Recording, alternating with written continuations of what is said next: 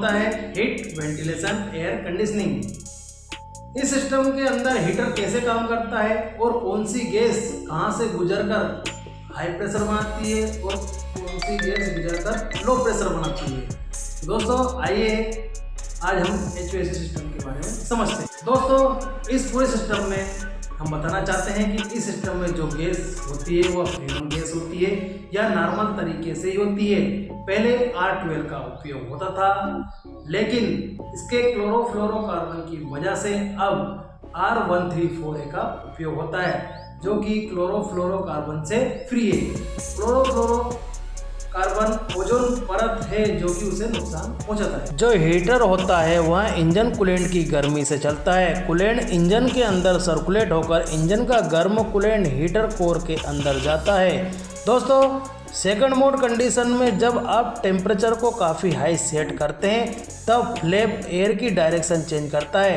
गर्म coolant heater core के अंदर आता है, इसकी वजह से हीटर कोर गर्म हो जाता है और हीटर कोर के आगे डक्ट के अंदर ब्लोअर फैन लगा रहता है, जैसा चित्र में दिखाया गया है। ब्लोअर फैन की हवा हीटर कोर से गुजरकर गर्म हवा में कन्वर्ट होकर केबिन को गर्म किया जाता है।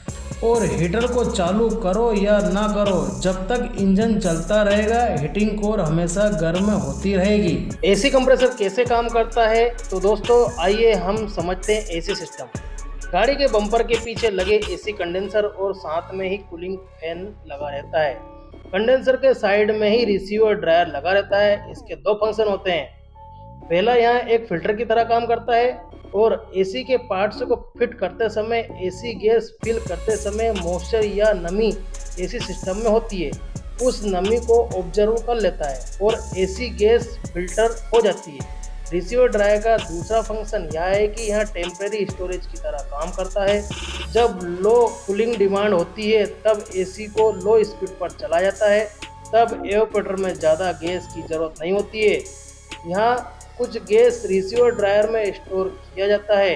एसी कंप्रेसर इंजन के साइड में फिट किया जाता है। यह इंजन फैन बेल्ट से जुड़ा रहता है।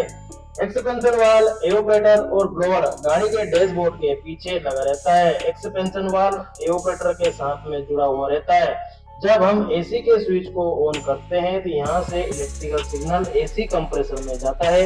इसके ऊपर एक क्लच होता है। सिग्नल मिलने पर मैग्नेटिक फील्ड बनाती है और क्लच इंगेज होने पर कंप्रेसर वर्क करने लगता है। कंप्रेसर का फंक्शन उसी प्रकार होता है जिस प्रकार इंसान का हार्ट पंपिंग करता है, सेम उसी प्रकार रेफ्रिजरेंट गैस को पंप करता है। एवापोरेटर में गैस को जमने भी नहीं देता है, क्योंकि एवापोरेटर में एसी टेम्परेचर सेंसर लगा रहता है। यह टेम्परेचर सेंसर बताता है कि जब आप गाड़ी का एसी ऑन करते हैं तो थोड़ा पानी गिरता है। घर का एसी या फ्रिज जब ऑन करते हैं तो एक पाइप से पानी गिरता रहता है। ये जो पानी होता है ये एवापोरेटर के अंदर बहुत ज़्यादा ठंडा होता है। ठंडा होने के कारण इसमें पानी बूंद बूंद करके जमा हो जाता है। इसका टेम्परेचर अगर -2 डिग्री सेंटीग्रेड या 0 डिग्री सेंटीग्रेड हो जाता है तो उस समय अगर एसी को ऑफ नहीं करेंगे तो इसके अंदर जो पानी है वह बर्फ बन जाएगा और एवापोरेटर से दूसरी तरफ ठंडी हवा नहीं जा पाएगी। इसीलिए यहाँ टेम्परेचर सेंसर समय समय पर थर्मिस्टर एसी कंप्रेसर को कट ऑफ करता रहता है। एसी कंप्रेसर गैस को कंडेंसर में भेजता है। यहाँ इस गैस का टेम्परेचर 100 डिग्री सेंटीग्रेड और प्रेशर 18 बार होता है।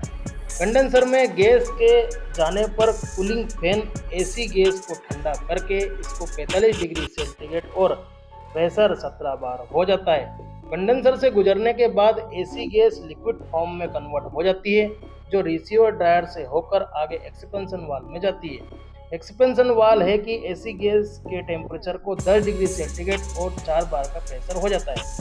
पर ऐसा होता कैसे है, यहाँ अचानक टेम्परेचर इतना गिर क्यों आता है? होता कुछ ऐसा है, जो हाई टेम्परेचर एक्सपेंशन वाल्व के एक छोटे से होल से यानी सुराख से बाहर निकलती है, वो एक्सपेंड यानी फैल जाती है।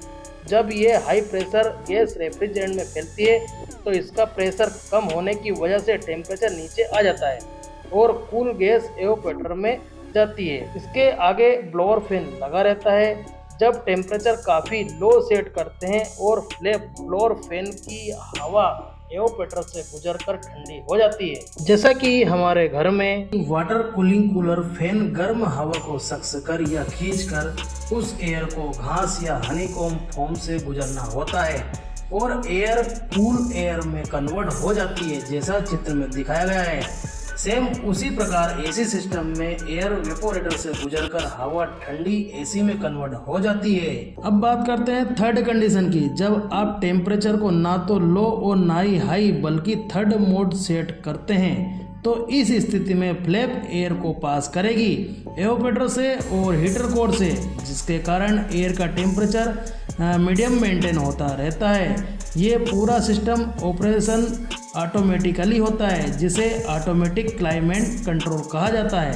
गैस एवापोरेटर से होकर वापस एक्सपेंशन वाल्व में जाती है और एक्सपेंशन वाल्व से वापस आगे एसी कंप्रेसर में जाती है और यह साइकिल कंटिन्यू चलता रहता है।